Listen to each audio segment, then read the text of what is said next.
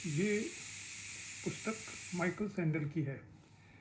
मैं ये किताब इसलिए आप लोगों को बताना चाहता हूँ क्योंकि माइकल सैंडल एक बहुत बड़ा राजनीतिक दार्शनिक है। हार्वर्ड यूनिवर्सिटी में प्रोफेसर है और उसने न्याय के ऊपर अपना सारा कोर्स बनाया है। हार्वर्ड यूनिवर्सिटी में इसके जस्टिस पर बनाए हुए कोर्स को सुनने वाले 20,000, 30,000, 40,000 छात्र भी होते हैं जो न केवल उसकी कक्षाओं में बैठते हैं अपितु ऑनलाइन क्लासेस भी उसकी ज्वाइन करते हैं।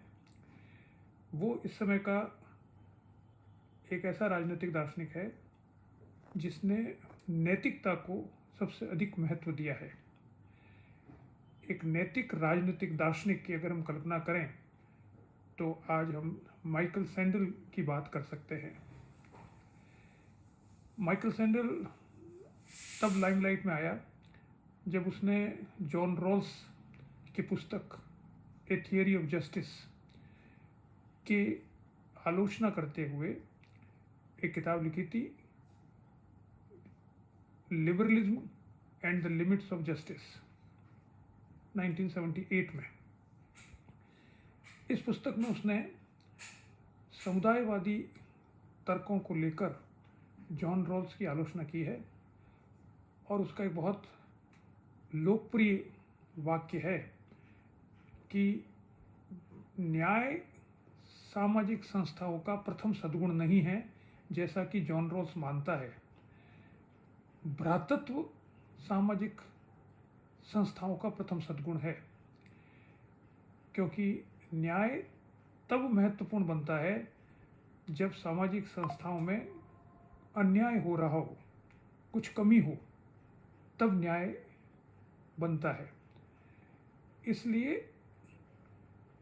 न्याय को प्रथम सद्गुण नहीं माना जा सकता। भ्रातृत्व को प्रथम सद्गुण मानना चाहिए।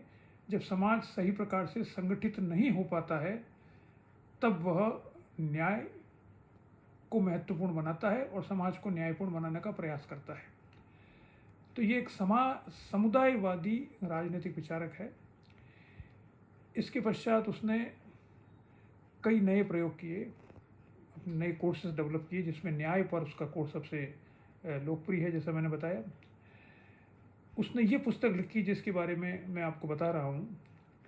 ये पुस्तक है what money can't buy, the moral limits of markets.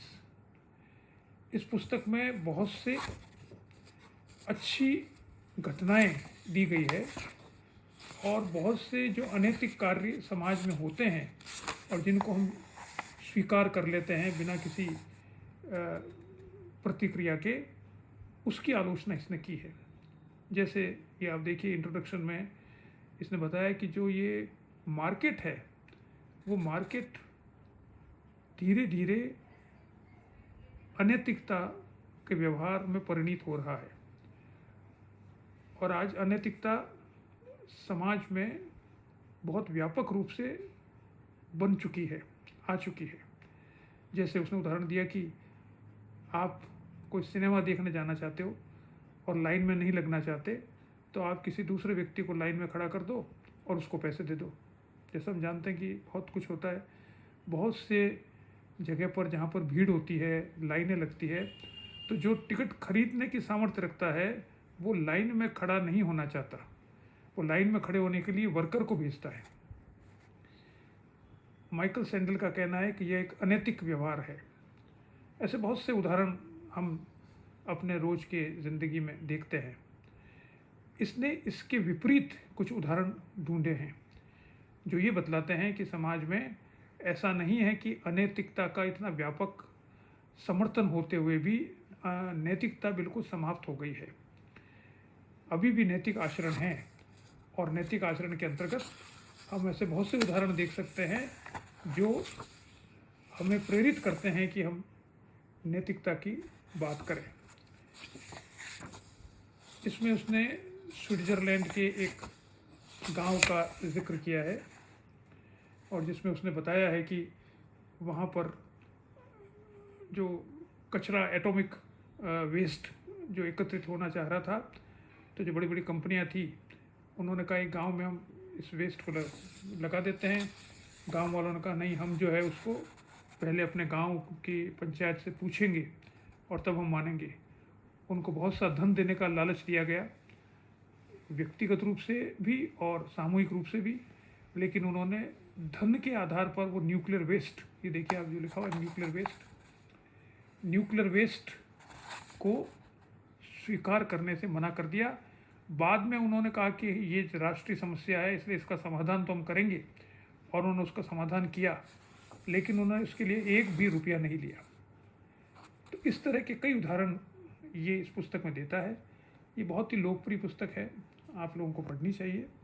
इससे मालूम पड़े कि दुनिया में नैतिक जीवन व्यतीत करने वाले भी लोग हैं जो किसी भी कठिन परिस्थिति में भी अपनी नैतिकता का दामन नहीं छोड़ते हैं।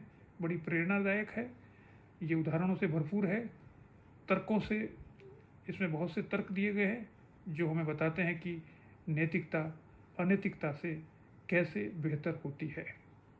धन्यवाद।